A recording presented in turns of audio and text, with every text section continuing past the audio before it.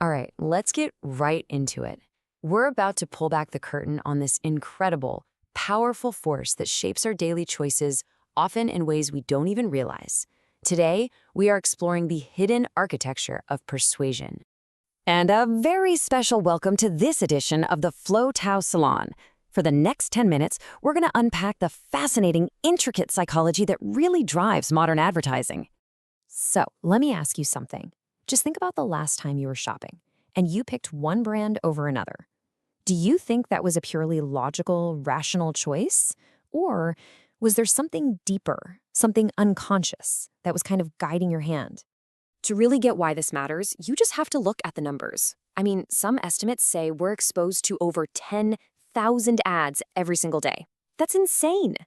In this constant storm of messaging, advertisers can't just inform you, they have to influence you. And believe me, they do it by understanding your brain, maybe even better than you do. So here's our game plan. We'll kick things off with the history of this hidden influence, then dive into how ads target our emotional brains. After that, we'll look at the actual science of persuasion, cover the new digital tricks of the trade, and we'll wrap it all up with 4 crucial keys to consumer wisdom. First up, hidden influence. You might think of advertising as a pretty modern thing, but really, while the technology has changed a ton, that fundamental goal, persuasion, is as old as civilization itself. And this timeline just tells the whole story, doesn't it? From a simple classified ad way back in 1000 BCE, all the way to the dawn of the internet, the tools have evolved dramatically. But that mission? It's always been the same. To influence our beliefs, our emotions, and, ultimately our actions. So how do they actually pull it off? Well, for decades, advertisers have followed a roadmap called the AIDA's model. It basically maps out the journey they want to take you on. First, they have to grab your attention, then they spark your interest. Next, and this is the big one, they create desire by tapping into some kind of emotional need. That leads you to action, the purchase, and finally, satisfaction, so you become a loyal customer and come back for more. And that desire stage we just mentioned, that's where the real magic happens. This brings us right to our second section, our emotional brains on sale, and why advertisers value how we feel so much more than what we think. This quote from Carl Jung just nails it. Research suggests that a staggering 95% of our decision-making, including what we buy, happens on an unconscious level. So the best advertising doesn't even bother with your rational mind. It speaks directly to your subconscious. Let's break this down a bit using something called dual process theory. Think of your brain as having 2 systems. System 1 is your fast, emotional, gut reaction brain. System 2 is the slow, logical one. Now, here's the key insight for advertisers. Most ads are aimed squarely at System 1 because they know our logical brain, System 2, will just come up with a reason to justify the emotional decision later. And hey, the numbers don't lie. Just look at this. Studies show that ad campaigns that focus purely on emotion are almost twice as profitable as the ones that rely on rational arguments. A 31% jump in profitability versus just 16%.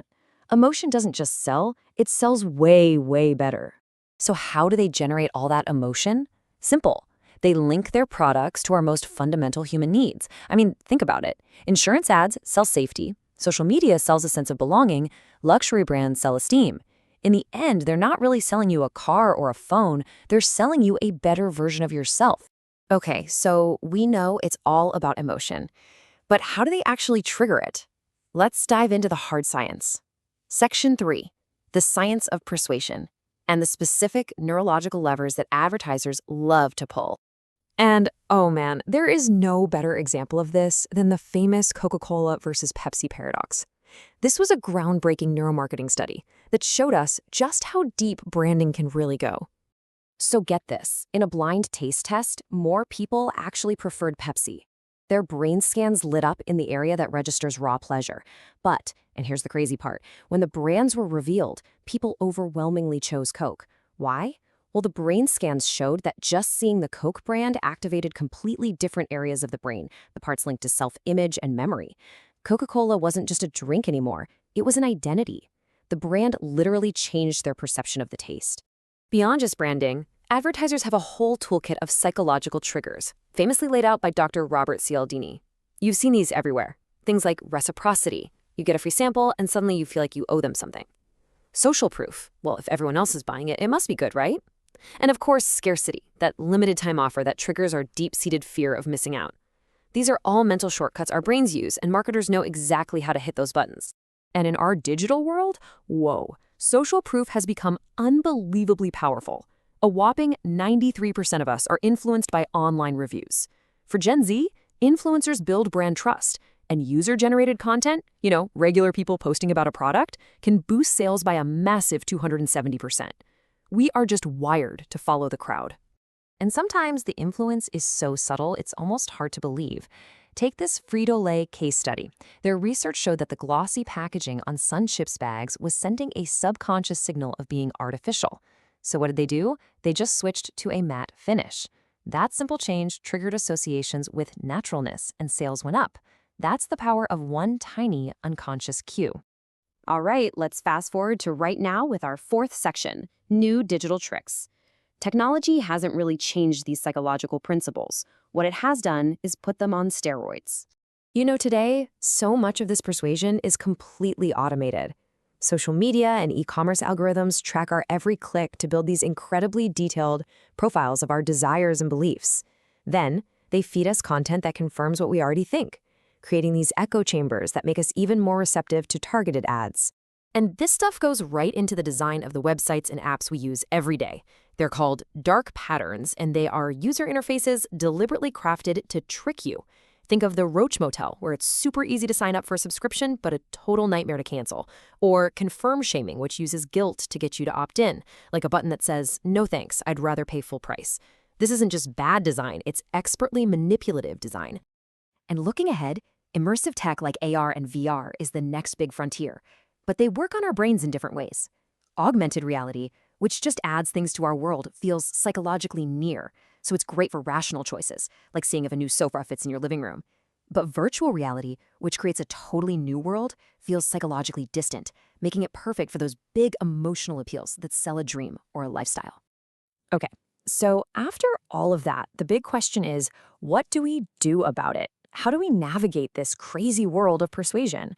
That brings us to our final section, where we're going to distill all of this into 4 keys to consumer wisdom. This is all about taking back control.